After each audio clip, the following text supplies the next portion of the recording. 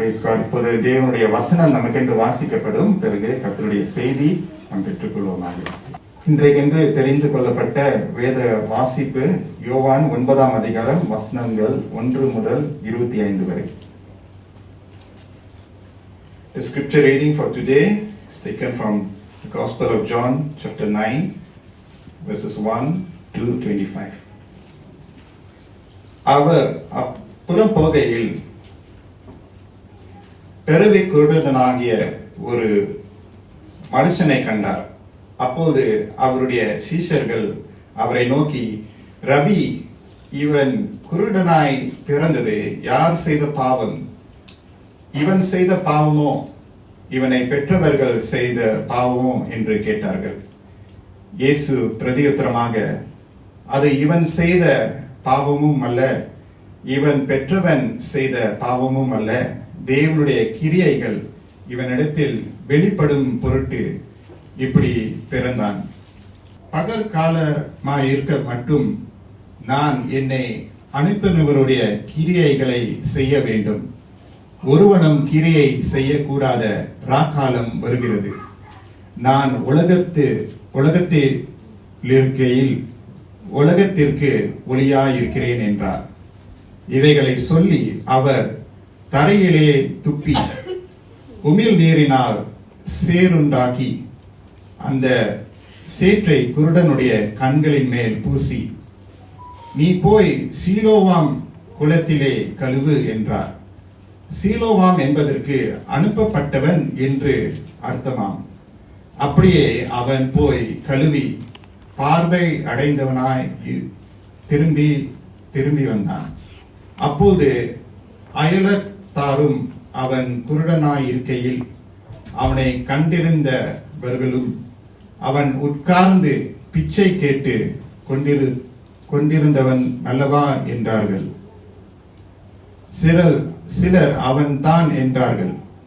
வேறு சிலர் அவனுடைய சாயலாய் இருக்கிறான் என்றார்கள். அவனோ நான் தான் அவன் என்றான். அப்போது அவர்கள் அவனை நோக்கி, உன் கண்கள் எப்படி திறக்கப்பட்டது என்றார்கள். அவன் பிரதியுத்தரமாக, இயேசு என்னப்பட்ட ஒருவர் சேறுண்டாக்கி என் கண்களின் மேல் பூசி, நீ போய் சிலோவாம் குளத்திலே கழுவு என்றார். அப்படியே நான் போய் கழுவி பார்வை அடைந்தேன் என்றான். அப்போது அவர்கள், அவர் எங்கே என்றார்கள். அவன், எனக்கு தெரியாது என்றான். குருடனாய் இருந்த அவனை பரிசேயரிடத்திற்கு கொண்டு போனார்கள்.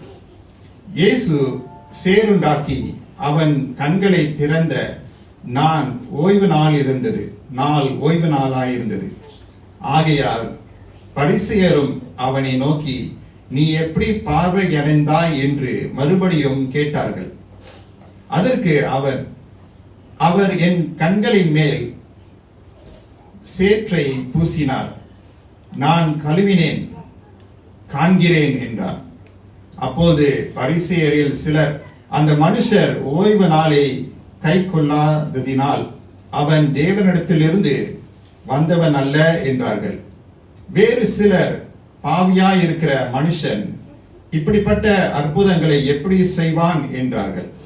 இவ்விதமாய் அவர்களுக்குள்ளே பிரிவினை உண்டாயிற்று. வசனம் 17. மறுபடியும் அவர்கள் குருடனை நோக்கி, உன் கண்களை திறந்தானே, அவனை குறித்து நீ என்ன சொல்லுகிறாய் என்றார்கள். அதற்கு அவர் தீர்க்கதரிசி என்றான். அவன் குருடனாய் இருந்து பார்வை அடைந்ததை யூதர்கள் நம்பாமல், பார்வை அடைந்தவனுடைய தாய் தகப்பனாரை அழைப்பித்து அவர்களை நோக்கி, உங்கள் குமாரன் குருடனாய் பிறந்தான் என்று சொல்லுகிறீர்களே, அவன் இவன்தானோ? இவனானால் இப்பொழுது இவன் இப்படி பார்வை அடைந்தான் என்று கேட்டார்கள். தாய் தகப்பனார் பிரதியுத்தரமாக, இவன் எங்கள் குமாரன் தான் என்றும் குருடனாய் பிறந்தான் என்றும் எங்களுக்கு தெரியும். அப்போது இவன் பார்வை அடைந்த வகை எங்களுக்கு தெரியாது. இவன் கண்களை திறந்தவன் இந்நாள் என்பதும் எங்களுக்கு தெரியாது. இவன் வயதுள்ளவனாய் இருக்கிறான், இவனை கேளுங்கள், அவனே சொல்லுவான் என்றார்கள். அவனுடைய தாய் தகப்பனார் யூதர்களுக்கு பயந்ததினால் இப்படி சொன்னார்கள். ஏனெனில் இயேசுவை கிறிஸ்து என்று எவனாவது அறிக்கை பண்ணினால் அவனை ஜெப ஆலயத்திற்கு புறம்பாக வேண்டும் என்று யூதர்கள் அதற்கு முன்னமே கட்டுப்பாடு செய்திருந்தார்கள். அதிநிமித்தம் இவன் வயதுள்ளவனாயிருக்கிறான், இவனையே கேளுங்கள் என்று அவன் தாய் தகப்பனார் சொன்னார்கள். ஆதலால் அவர்கள் குருடனாய் இருந்த மனுஷனை இரண்டாந்தரம் அழைத்து, நீ தேவனை மகிமைப்படுத்து, இந்த மனுஷன் பாவி என்று நாங்கள் அறிந்திருக்கிறோம் என்றார்கள்.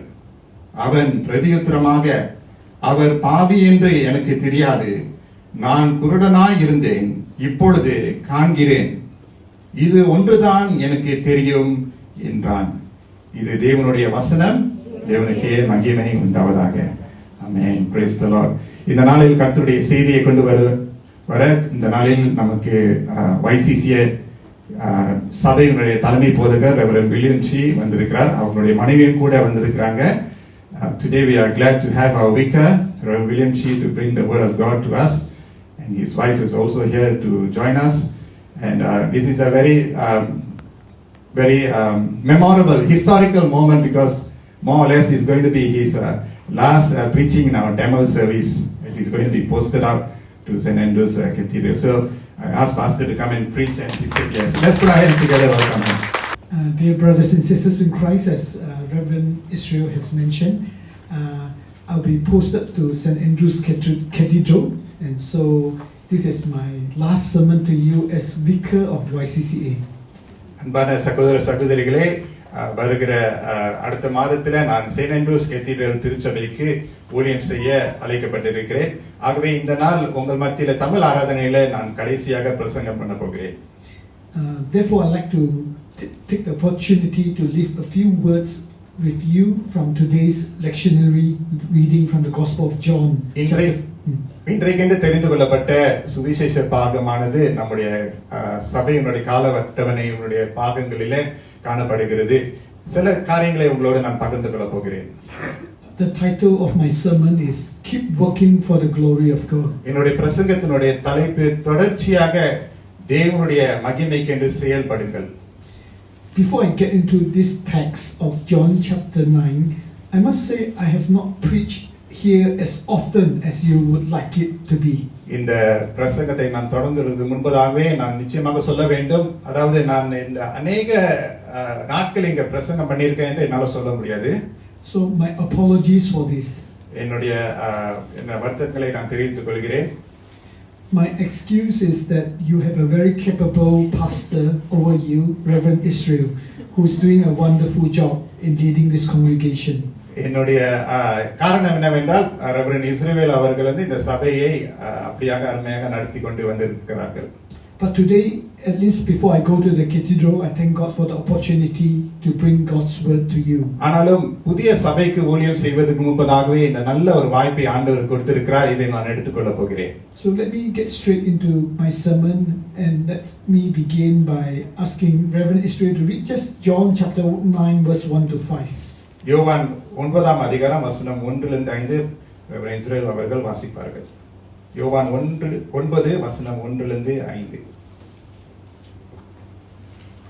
அவர் அப்புறம் போகையில் பிறவி குருடனாய் இருக்கிற ஒரு மனுஷனை கண்டார். அப்போது அவருடைய சீஷர்கள் அவரை நோக்கி, ரபி, இவன் குருடனாய் பிறந்தது யார் செய்த பாவம்? இவன் செய்த பாவமோ இவனை பெற்றவர்கள் செய்த பாவமோ என்று கேட்டார்கள். இயேசு பிரதியுத்தரமாக, இது இவன் செய்த பாவமும் அல்ல, இவனை பெற்றவர்கள் செய்த பாவமும் அல்ல, தேவனுடைய கிரியைகள் இவனிடத்தில் வெளிப்படும் பொருட்டு இப்படி பிறந்தான். 4 From today's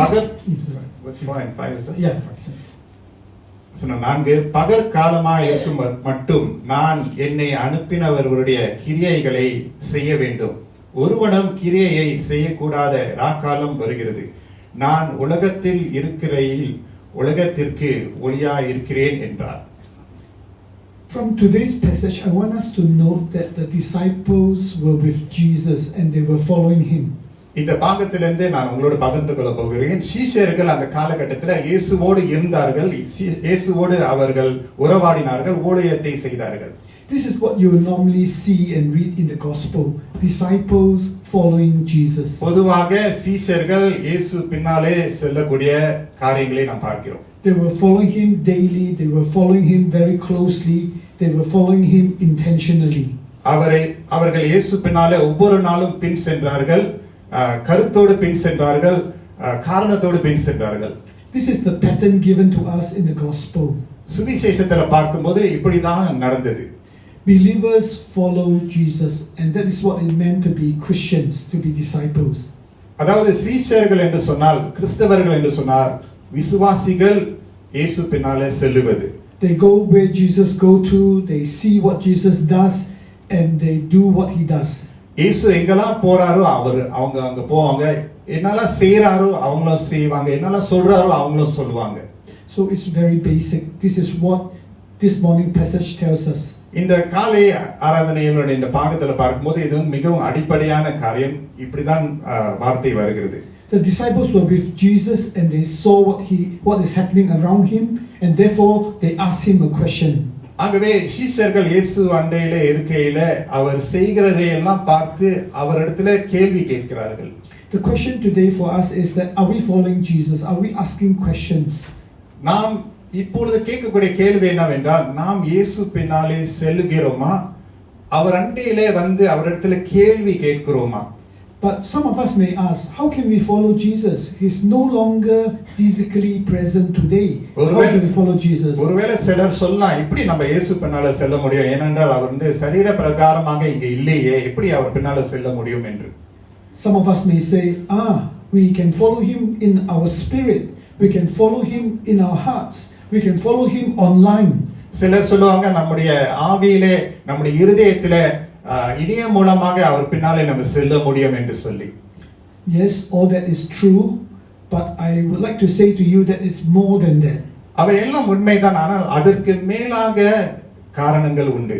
Because although Jesus has been ascended to heaven, his spirit is with us, yet his physical presence is still with us. அவர் பரத்துக்கு ஏறி சென்றதுனாலே அவருடைய ஆவியானவர் நம்மோடு இருக்கிறனால நாம் அவர் பின்னாலே செல்ல முடிகிறது. Do you believe that he is physically present? இப்போது இயேசுவானவர் சரீர பிரகாரமாக நம்மோடு இருக்கிறார் என்று நாம் விசுவாசிக்க முடியுமா? How can he be physically present? எப்படி அவர் சரீர பிரகாரமாக நம்மோடு இருக்க முடியும்? First, I would like to say to you that he is physically present through his body, through the church. முதலாவது எப்படி நம்ம அர்த்தம் என்று பார்க்கும்போது, இயேசு கிறிஸ்து சரீர பிரகாரமாக நம்மோடு இருக்கிறார். முதலாவது காரணம், அவருடைய சரீரமாக இருக்கக்கூடிய கிறிஸ்துவின் சபை மூலமாக நம்மோடு இருக்கிறார்.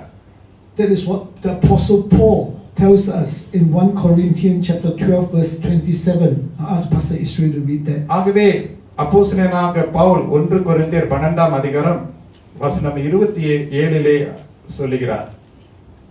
1 கொரிந்தியர் 12:27, நீங்களே கிறிஸ்துவின் சரீரமாயும் தனித்தனியிலே அவயவமாய் இருக்கிறீர்கள். Now you are the body of Christ and individually members of it. In other places like Ephesians and Colossians, Paul refers to the church as the Christ body. மற்ற பாகங்களிலே பவுல் சொல்லுகிறார், சபையை எப்படி ஒப்பிட்டு பார்க்கிறார் என்றால் கிறிஸ்துவினுடைய சரீரமாக என்று. So Christ is physically present through the church, through the community of believers here. ஆகவே விசுவாசிகளாக நம்ம இங்க கூடி வரும்போது தேவன் அவர் பிரசன்னமாக நம்ம மத்தியில இருக்கிறார். So today, if we were to follow Jesus physically, we need to be in the church. இன்றைக்கு இயேசு பின்னாலே நம்ம இந்த சரீர பிரகாரமாக பின் செல்ல போகிறேன் என்று சொன்னால் என்ன அர்த்தமாக இருக்க வேண்டும் என்றால் சபையிலே நாம் காணப்பட வேண்டும். We need to be part of his body. இந்த சரீரத்திலே எனக்கு ஒரு பங்கு உண்டு என்று நம்ம சொல்ல வேண்டும். To flow where the church flows, to do what the church does. சபை என்ன செய்கிறதோ, எந்த திசையில போகிறதோ நானும் அந்த திசையில போவேன் என்று சொல்லக்கூடிய ஒரு தன்மை. So if you say I'm a disciple of Christ today, ஆகவே இன்றைக்கு நான் ஒரு கிறிஸ்துவினுடைய சீஷன் என்று சொல்லும்போது, and not connected to a local church, I mean really connected, then I wonder about you. நான் ஒரு கிறிஸ்துவின் சீஷன் என்று சொல்லி சபைக்கு இணைந்து ஜீவியாமல் இருந்தால் உண்மையான கிறிஸ்தவனா இருக்கிறோமா என்ற கேள்வி. You may say, I follow that church, I follow this church, I follow the other church, I follow many churches. நான் இந்த சபை பின் செல்கிறேன், அந்த சபை பின் செல்கிறேன் என்று நம்ம சொல்லலாம். Just like we can do online today. இப்போது பார்க்கும்போது இணையம் மூலமாக அதை தான் நாம் செய்து கொண்டு இருக்கிறோம். But in the end, actually, you do not follow any church. You are just following your own convenience and your own fancy. கடைசியில் நம்ம பார்க்கிறோம் இப்படிப்பட்டவர்கள் இங்கும் அங்குமாய் இல்லாதபடி தங்களுடைய சுயத்திற்கு இடம் கொடுத்து சொந்த இச்சைக்கு இடம் கொடுத்து அவர்கள் பிரவேசிக்கிறார்கள். So if you are disciples of Christ today, you follow Christ through his body, the church.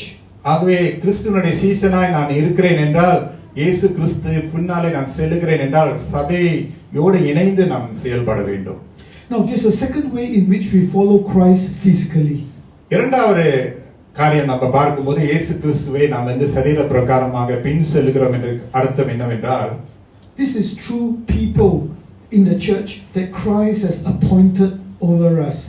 கிறிஸ்து நம் மேல வைக்கப்பட்டிருக்கிற தலைவர்கள் மூலமாக அவர் பின்னாலே நம்ம செல்ல வேண்டும்.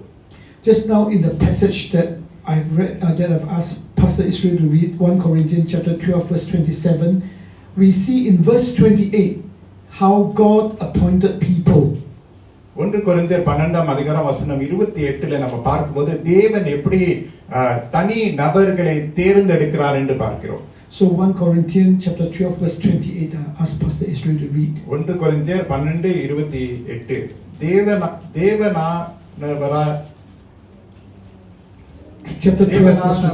தேவனானவர் சபையிலே முதலாவது அப்போஸ்தலரையும், இரண்டாவது தீர்க்கதரிசிகளையும், மூன்றாவது போதகர்களையும், பின்பு அற்புதங்களையும், பின்பு குணமாக்கும் வரங்களையும், ஊழியங்களையும், ஆளுகைகளையும், பலவித பாஷைகளையும் ஏற்படுத்தினார். So the church is the physical presence of Christ. சபை என்று கிறிஸ்துவனுடைய பிரசன்னத்துக்கு அடையாளமாக இருக்கிறது. The people that he appointed over us is also the physical presence of Christ in a sense. நம் மேல வைக்கப்பட்டிருக்கிற அதிகாரிகளே கிறிஸ்துவனுடைய பிரசன்னத்துக்கு ஒரு அர்த்தமாக இருக்கிறது. This pattern is also seen in Ephesians chapter 4 verse 11 to 12. இந்த காரியமானது எபேசியர் 4ஆம் அதிகாரத்திலே நாம் பார்க்கிறோம். In verse 10 and earlier, it talks about the church being the body of Christ. And then here in Ephesians chapter 4 verse 11 to 12, he talks about people appointed as well. So I asked Reverend Israel to read Ephesians chapter 4 verse 11 to 12. எபேசியர் 4ஆம் அதிகாரம் வசனம் 11லிருந்து 12. மேலும் நாம் அனைவரும் தேவனுடைய குமாரனை பற்றும் விசுவாசத்திலும் அறிவிலும் ஒருமைப்பட்டவர்களாகி கிறிஸ்துவினுடைய நிறைவான வளர்ச்சியின் அளவுக்கு தக்க பூரண புருஷராகும் வரைக்கும் பரிசுத்தவான்கள் சீர் பொருந்தும் பொருட்டு சுவிசேஷ ஊழியத்தின் வேலைக்காகவும் கிறிஸ்துவின் சரீரமாகிய சபையானது பக்தி விருத்தி அடைவதற்காகவும். So you can see Christ's body is his physical presence, and Christ's people that he appointed is also his physical presence. கிறிஸ்துவனுடைய சரீரம் அவருடைய பிரசன்னத்துக்கு அடையாளமாக இருக்கிறது. கிறிஸ்துவனுடைய ஜனங்கள் அவருடைய பிரசன்னத்துக்கு அடையாளமாக இருக்கிறது. If you are not able to recognize this, you are not able to follow Christ physically, and you are not able to do the things that he is going to do. இதை நாம் அங்கீகரிக்கவில்லை என்றால் அவர் சொல்லுகிற அவர் காண்பிக்கிற பாதையிலே நாம் நடக்க மாட்டோம். So dear brothers and sisters, when you begin to recognize the body of Christ as Christ's physical presence and begin to recognize leaders that have been placed over you as physical presence, then your life will be one of a life of growing and knowing God.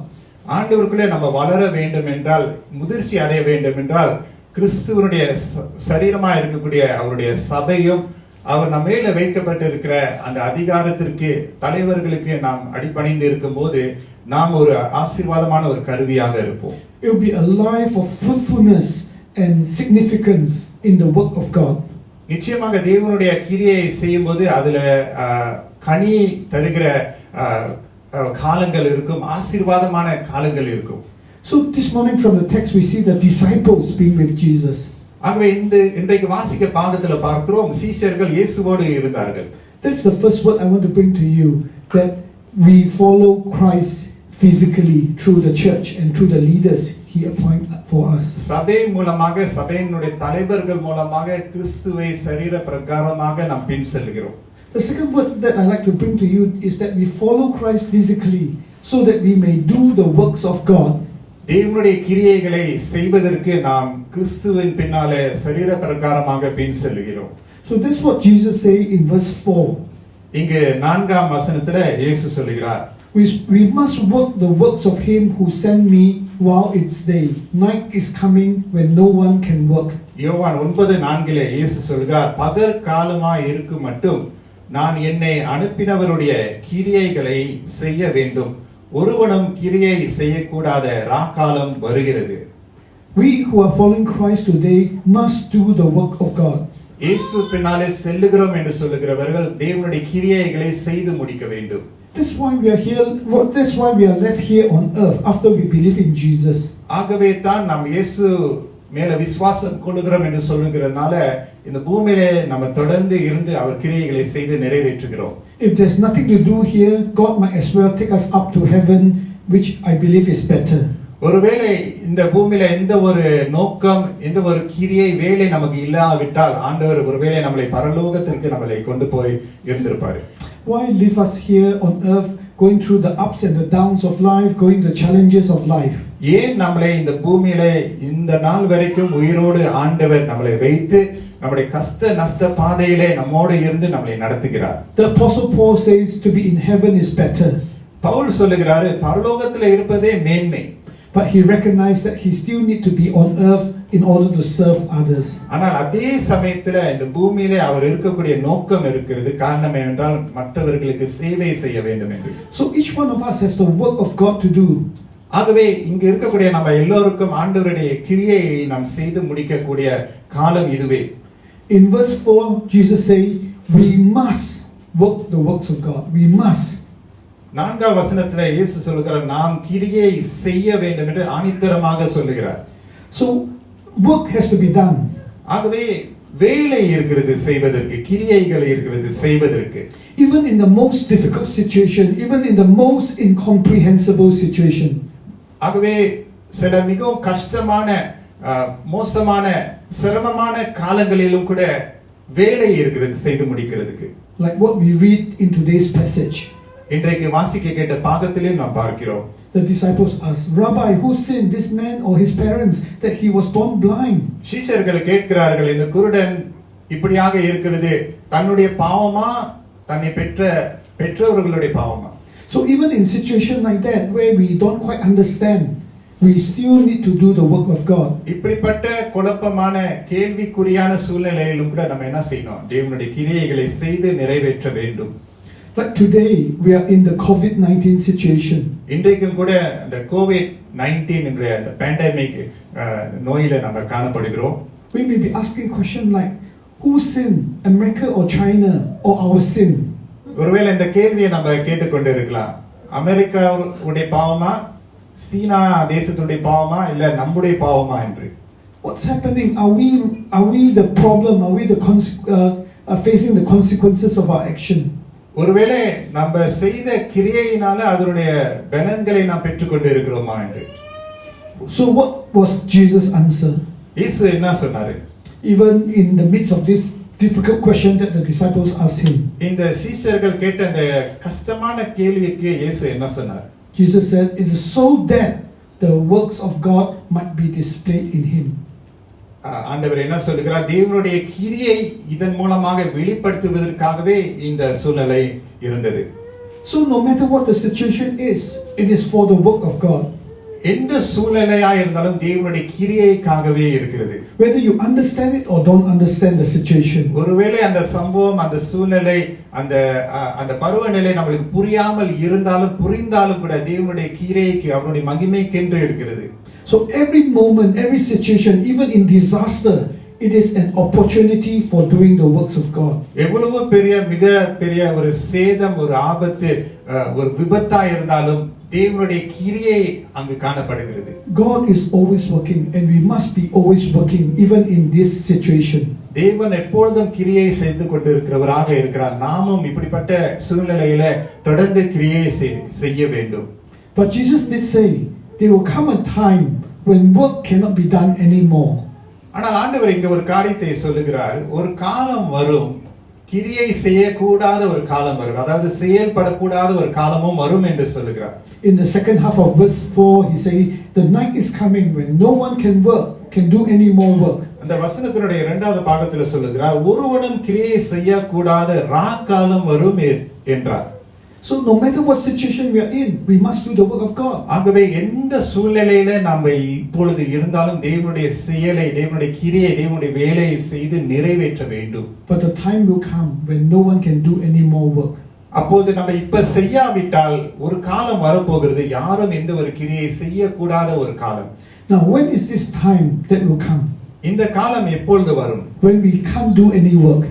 எப்பொழுது நாம் ஒன்றும் செய்ய முடியாத ஒரு காலம் வரப்போகிறது. Some people here may say, here Jesus is actually here talking about his death going to the cross.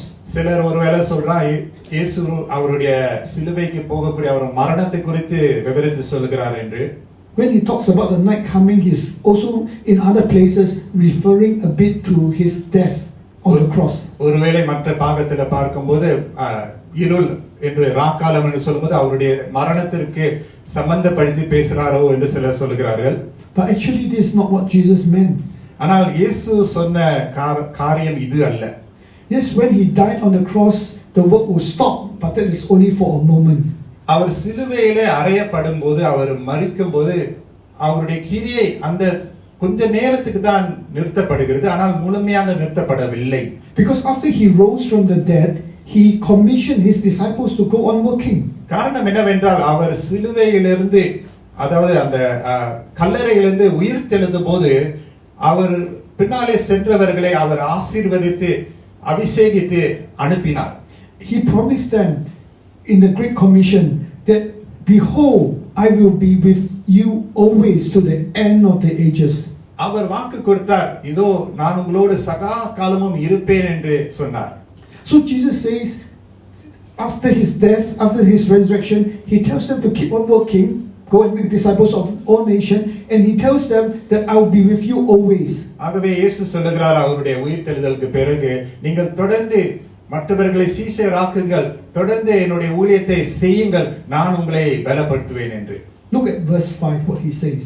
வசனம் 5 பார்ப்போம். As long as I'm in the world, I'm the light of the world. வசனம் யோவான் 9:5, நான் உலகத்தில் இருக்கையில் உலகத்திற்கு ஒளியாய் இருக்கிறேன் என்று இயேசு சொன்னார். Work while it's day, work while there is light.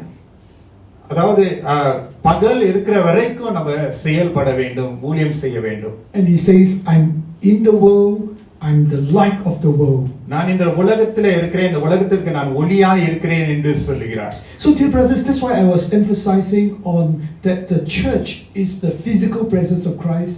The leaders are the physical presence of Christ. ஆகவே நாம் பார்க்கிறோம், கிறிஸ்து சரீரமாக இருக்கக்கூடிய சபை கர்த்தருடைய பிரசன்னத்திற்கு ஆதாரமாக இருக்கிறது. சபையினுடைய தலைவர்கள் கர்த்தருடைய பிரசன்னத்துக்கு ஆதாரமாக இருக்கிறார்கள். Christ is in the world today, and that's why we still do the works of God. நாம் கர்த்தருடைய கிரியைகளை தொடர்ந்து செய்கிறோம். காரணம் என்னவென்றால் கிறிஸ்து இந்த உலகத்தில் இன்னும் இருக்கிறார். Even there's so much darkness around us today, so much confusion, COVID-19, I don't understand it. We still need to do the work of God. நம்மை சுற்றிலும் மிகப்பெரிய இருள் சூழ்ந்து கொண்டிருக்கிறது, குழப்பம் நிறைந்த ஒரு சூழ்நிலையில நம்ம இருக்கிறோம். இந்த COVID-19 போன்ற அந்த நோய் இருக்கிறது, ஆனாலும் கர்த்தருடைய கிரியை, அவருடைய ஊழியத்தை நான் செய்து நிறைவேற்றுவேன். We shouldn't be there speculating why, who did what, who sinned. We should be doing the work of God because Jesus is still in the world today. அநேக கேள்விகள் ஏன், எப்படி, யார் என்று கேட்கிற விட ஆண்டவர் இயேசு இந்த உலகத்துல அவர் இதன் மூலமாக இருக்கிறார் என்று கருதி அவருடைய வேலை, அவருடைய கிரியைகளை செய்து நிறைவேற்ற வேண்டும். So the second word that I like to bring to you is follow Christ to do the work of God.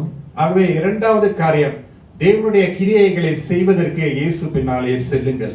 Now the question obviously we need to ask is, what are the works of God? What are we supposed to do? அப்ப கேள்வி இதுதான். அப்ப தேவனுடைய கிரியை என்று சொன்னால், தேவனுடைய செயல்கள் என்று சொன்னால் இது. Yes, I follow Christ physically in the church. I follow சபையிலே leaders, yeah. சபையிலே நான் கிறிஸ்துவின் பின்னாலே நான் செல்லுகிறேன், தலைவர்களோடு இணைந்து செயல்படுகிறேன். And I am to do the works of God. தேவனுடைய கிரியைகளை செய்து முடிப்பேன். But what are these works? ஆனா இந்த கிரியைகள் யாவை? Look at John chapter 9 verse 6 to 7. யோவான் 9:6-7 பார்ப்போம். Having said these things, he spit on the ground and made mud with the saliva. Then he anointed the man's eyes with the mud and said to him, "Go wash in the pool of Siloam," which means sand. So he went and washed and came back seeing. இவைகளை சொல்லி அவர் தரையிலே துப்பி உவில் நீரினால் சேறுண்டாக்கி அந்த சேற்றை குருடனுடைய கண்களின் மேல் பூசி, "நீ போய் சிலோம் குடத்திலே கழுவு" என்றார். சிலோம் என்பதற்கு அனுப்பப்பட்டவன் என்று அர்த்தமாம். அப்படியே அவன் போய் கழுவி பார்வை அடைந்தவனாய் திரும்பி வந்தான். Are the works of God therefore healing and making the blind see? ஆகவே தேவனுடைய கிரியை என்று சொன்னால் சுகமளிப்பு, குருடர்களுக்கு பார்வை கொடுப்பது மட்டுமா? The works of God, miracles, signs and wonders? அற்புதங்கள், அடையாளங்கள்? It may seem to be. ஒருவேளை அப்படியாக இருக்கலாம். Because if you look at the works of God that Jesus did, a lot of that had to do with miracles, signs and wonders. The lame walk, the blind see, the deaf hear and all that. தேவனுடைய கிரியைகளிலே இயேசுனுடைய ஊழியத்தை நம்ம பார்க்கிறோம். குருடர்கள் பார்வை அடைகிறார்கள், நடக்க முடியாதவர்கள் நடக்கிறார்கள் என்று சொல்லி அற்புதங்கள் நடைபெறுகின்றன. It seems we are to do mega works. ஒருவேளை நம்ம நினைக்கிறோம் இப்படி போன்ற பெரிய அற்புதங்கள், அடையாளங்கள், சுகமளிப்பு நம்ம செய்யணும் அப்படி என்று. In fact, there are two passages of scripture which tells us that we are going to do great works. ரெண்டு பாகங்கள் வேதத்துல நம்ம பார்க்கிறோம் பெரிய கிரியைகளை நாம் செய்வோம் என்று. Maybe in John chapter 5 verse 20, and I ask Pastor Israel to read for us. யோவான் 5:20 ஒரு உதாரணமாய் இருக்கிறது. யோவான் 5:20. பிதாவானவர் குமாரனிடத்தில் அன்பாயிருந்து தாம் செய்கிறவைகளை எல்லாம் அவருக்கு காண்பிக்கிறார். நீங்கள் ஆச்சரியப்படத்தக்கதாக இவைகளை பார்க்கிலும் பெரிதான கிரியைகளையும் அவருக்கு காண்பிப்பார். Then I ask Pastor Israel to read John chapter 14 verse 12. யோவான் 14 verse 12. யோவான் 14:12. மெய்யாகவே மெய்யாகவே நான் உங்களுக்கு சொல்லுகிறேன், நான் என் பிதாவினிடத்திற்கும் போகிறபடினால் என்னை விசுவாசிக்கிறவன் நான் செய்கிற கிரியைகளை தானும் செய்வான், இவைகளை பார்க்கிலும் பெரிய கிரியைகளையும் செய்வான். It seems as if that the works that we are called to do are these mighty works, these great works of healing and deliverance and power of God. ஒருவேளை இந்த ரெண்டு வசனங்களை ஒப்பிட்டு நம்ம பார்க்கும்போது தேவனுடைய கிரியை என்று சொன்னால் சுகமளிப்பு, அற்புதங்கள், விடுதலை என்று சொல்லி நம்ம அர்த்தம் கொள்ளலாம். But I'd like to point out to you that yes, maybe God will ask us to do some of this great work, but actually I do not believe that is the focus of the great works of God. ஒருவேளை இந்த அற்புதம், அடையாளங்கள், சுகமளிப்பு தேவன் நம் மூலமாக செயல்படலாம், அவர் செய்வார் என்று அர்த்தம் கொண்டாலும் இவைகள் மட்டும் இல்லை என்று நான் கருதுகிறேன். Let me just point out to you one thing that is in John chapter 9 verse 6. ஒரு காரியத்தை நான் சுட்டிக்காட்டுகிறேன். யோவான் 9:6. Look at how Jesus healed the man. இந்த மனுஷனுக்கு ஆண்டவர் எப்படி அந்த சுகமளிப்பை கொண்டு வந்தார்? He spit on the ground, make mud with saliva, and he anointed the man's eye with the mud and the saliva.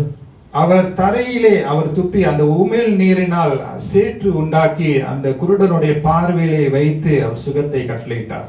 Is Jesus here giving us a pattern as to how to heal people? சுகம் தேவை உள்ளவர்களுக்கு எப்படி சுகம் அளிக்க கூடும் என்ற ஒரு வகையை அவர் காண்பிக்கிறாரா? Can you imagine if I spit on the ground, mix with the mud and say I want to do this on you? How would you feel? You'd probably run away, right? ஒருவேளை உங்க கிட்ட வந்துட்டு தரையில துப்பி அந்த உமிழ் நீரை எடுத்து நான் உனக்கு சுகம் கொடுக்கிறேன்னு சொல்லும்போது நீங்க ஓடி போயிருவீங்க. So actually the focus is actually not about even how to and what to do. அந்த அந்த நோக்கம் என்று எப்படி செய்ய வேண்டும் என்று அல்ல. The works of God is not just about this great miracle. தேவனுடைய கிரியை என்று சொன்னால் இந்த இது போன்ற பெரிய பெரிய அற்புதங்கள் அடையாளங்கள் மட்டுமல்ல. Actually what Jesus did, the work of God is to love the man. ஆழமான ஒரு காரியம் இதை நாம் அறிந்து கொள்ள வேண்டும். இயேசு என்ன செய்கிறார்? அந்த அற்புதங்களை பார்க்கிலும் அந்த குருடான நிலையை மாற்றி பார்வை கொடுக்கிறது மேலாக இயேசு அந்த மனுஷனை நேசித்தார். If you focus on the miracles, on the deliverance, on the great mighty work, you miss the picture. ஒருவேளை நம்ம சில நேரங்களில் அந்த பெரிய பெரிய அற்புதங்கள், சுகமளிப்பு, விடுதலை என்று நம்ம பார்த்து ஆனா பெரிதான அந்த கருத்தை நாம் விட்டு விடுகிறோமா? The great works of God is the great works of love of God. Is the love of God. தேவனுடைய பிரதான கிரியைகளிலே நம்ம முக்கியமான ஒரு காரியம் என்னவென்றால் தேவனுடைய அன்பு. In the gospel we see many miracles. சுவிசேஷ பாகத்துல பார்க்கிறோம் அநேக விதமான அற்புதங்கள், many healings, அநேக சுகமளிப்பு. Are we supposed to go around and do all these miracles? இது போன்ற அற்புதங்கள் சுகமளிப்பை எல்லா இடத்திலும் சென்று நாம் செய்ய வேண்டுமோ?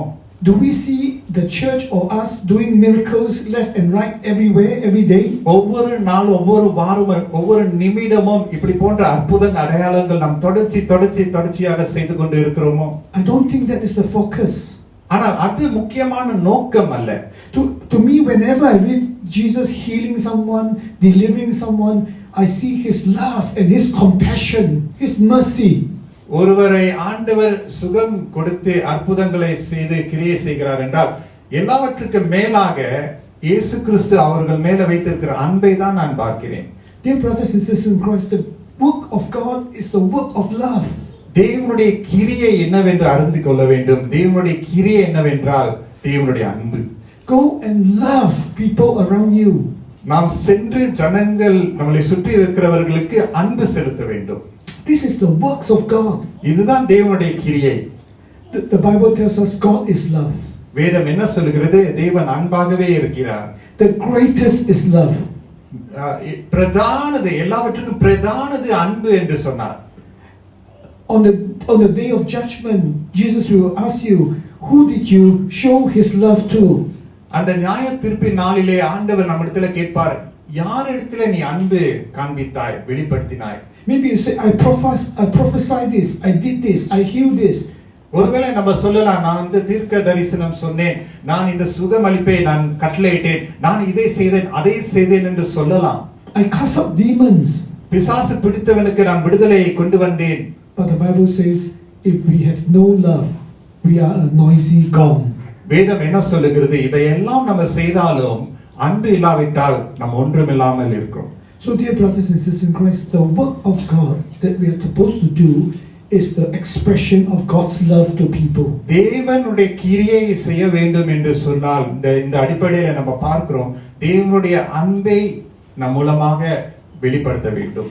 It can be a cup of water and you are doing the works of God. ஒருவருக்கு ஒரு கப்ல ஒரு தண்ணி நம்ம கொடுக்கிறதை அன்போடு நம்ம செய்தோம் என்றால் அது ஒரு பெரிய கிரியை. It can be a kind and encouraging word and you are doing the work of God. ஒரு உற்சாகமான ஒரு மெசேஜ், ஒரு வார்த்தை, அது தேவனுடைய கிரியையா இருக்கிறது. It can be even a loving correction, a loving discipline. You are doing the work of God. அன்போடு மற்றவர்கள் நன்மைக்கென்று நீங்கள் சரிப்படுத்துவதற்கு நீங்க ஒரு கரெக்ஷன், ஒரு சீர்படுத்துறீங்களா, அதுவும் தேவனுடைய கிரியையா இருக்கிறது. It may be a small gift or an extravagant gift. It can be doing the works of God. ஒருவேளை நீங்க மற்றவர்களுக்கு ஒரு பரிசை வாங்கி கொடுக்கிறீர்கள், அது விலை உயர்ந்ததா இருக்கலாம் அல்லது விலை குறைவா இருக்கலாம், ஆனால் அந்த அன்பை நீங்க வெளிப்படுத்துறீங்க, அதுதான் முக்கியம். What makes what you do the works of God?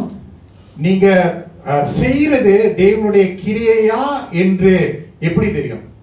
It is love. ஒரே குறிப்பு தான், அன்பு அங்கு இருக்க வேண்டும்.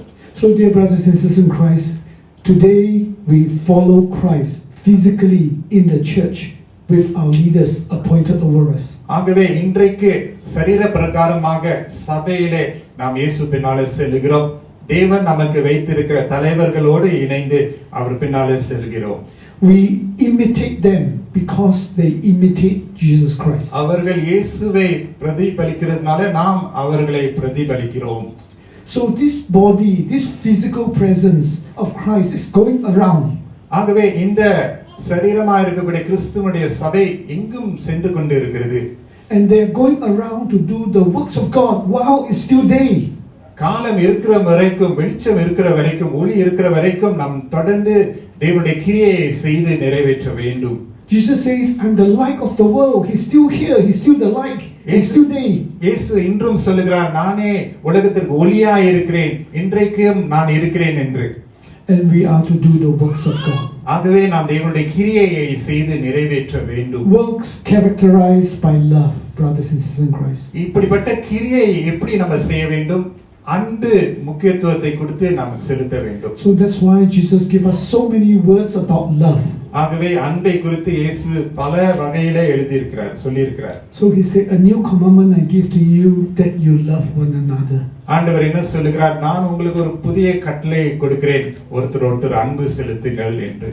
By this people will know you are my disciples. இதன் மூலமாக நீங்கள் என்னுடைய சீஷர்கள் என்று மற்றவர்கள் அறிந்து கொள்வார்கள்.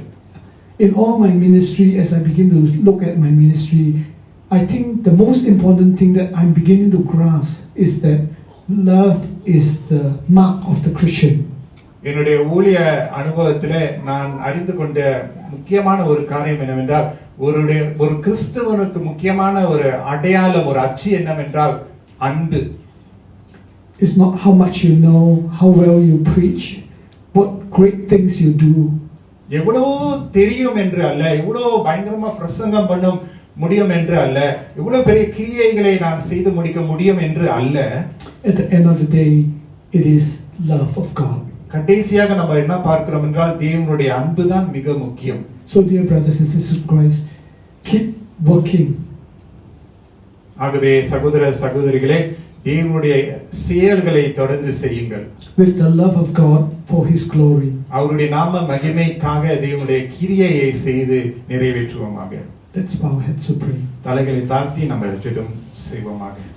Heavenly Father, I want to thank you for this congregation. நல்ல ஆண்டவரே, இந்த சபைக்காக நன்றி.